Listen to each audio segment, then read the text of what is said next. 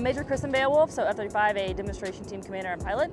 This is the F-35A, so the Air Force variant of the F-35. So we'll talk about a couple ways that make it different than the B and the C model, but primarily they're about the same between the three variants. So in the nose cone of the aircraft, if you were to remove that, you would see our AESA radar. So that's our electronically scanned array that we use to either target air-to-air airplanes, or we can take maps of the ground and designate coordinates on that to drop bombs. Moving around to the side, so you'll see kind of the dark panel on the side of the airplane right here. So this is one of the 6 DAS cameras. So there's a little camera behind there that sees in IR, so infrared. So it sees heat signatures. We use that for missile warning if somebody's shooting a missile at us, either from an enemy airplane or from the ground. And we also use that as a night vision device as well. So we can put that 360 video onto our visor of our helmet, and then we can see all in a shaded green. We can see clouds, mountains, other airplanes, the tanker, even if it's pitch dark outside. So we'll use that while we're night flying. Under the chin of the aircraft, you can see our T-FLIR, or our targeting system. So that's another IR camera under there. Also has a laser on it to guide our laser-guided bombs. But we use that as a form of a video in the aircraft as well to designate coordinates for anything moving on the ground. So, trucks, groups of people, or even any other close-in targets, we can get coordinates for that and send them to the bombs. Up around the in the cockpit, what you would see up there is very few switches, buttons, no circuit breakers, stuff like that. It's basically one big touch screen that turns on when the airplane comes on as well. So we'll primarily set things up on the ground via the touch screen, and then everything else while we're flying is pretty much hands-on throttle and stick. So we've got about 10 buttons on the stick, about 15 on the throttle that all move 5 different directions. And depending on what master mode we're in, those all do a variety of different things tactically. So it's a lot to memorize. It's kind of like playing a video game, but that's how we designate all of our coordinates, our bombs, and fly tactically, as well as something as simple as autopilot. Up on this part of the intake here, so that's our internal cannon.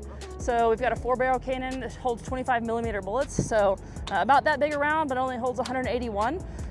So we can put a burst on the cannon as well to have only a certain number of bullets come out. So with the firing rate of the gun, we can do about 6 30-round bursts, and that's about it.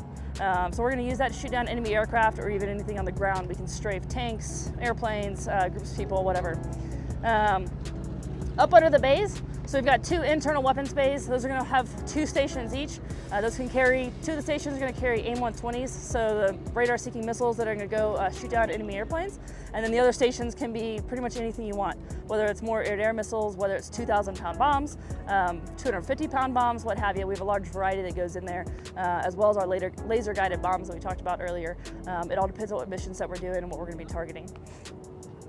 Up under the aircraft, so we've got 3 stations under the aircraft as well. Those can hold a variety of either an air-to-air missile on the outer station, as well as external fuel tanks or other air-to-ground ordnance under the wing. Times we would use that is if we don't really care about being a stealthy aircraft and reducing our radar cross-section, then we would actually start to put other ordnances on the outside of the airplane. So now we're talking more like a 4th generation non-stealthy airplane. And then moving on to the back. So we got a 40,000-pound thrust engine, so we're only single engine, but basically the newest and most powerful engine ever built, super reliable, but no thrust vectoring in this variant. The B model does have the thrust vectoring. It only uses that in hover mode. It's going to use that to land on ships, so not like the Raptor that does the thrust vectoring when it's actually airborne. And then lastly, looking at all the flight controls, so fly-by-wire system. So there's 3 flight controls, computers in the aircraft. And so every input from the pilot in the cockpit, so via stick or throttle, is just an electronic request. So you're requesting pitch, roll, more power, and it's going to put that input into the flight controls, computers, and then output that into whatever it thinks necessary based on what regime of flight you're in. So depending on whether you're high speed, slow speed, asking for max roll, it may deflect the stabs, it may deflect the trailing edge flaps. It doesn't really matter to the pilot, it's just max performing the airplane, which makes it really easy to fly. So that's it. Talking about the B and the C models, what the Marine and Navies fly respectively. Very, very similar, just small changes as far as getting to the hover mode, and then larger wingspan to land on carriers and beefed up main landing gear and stuff like that. But otherwise extremely similar between all the variants.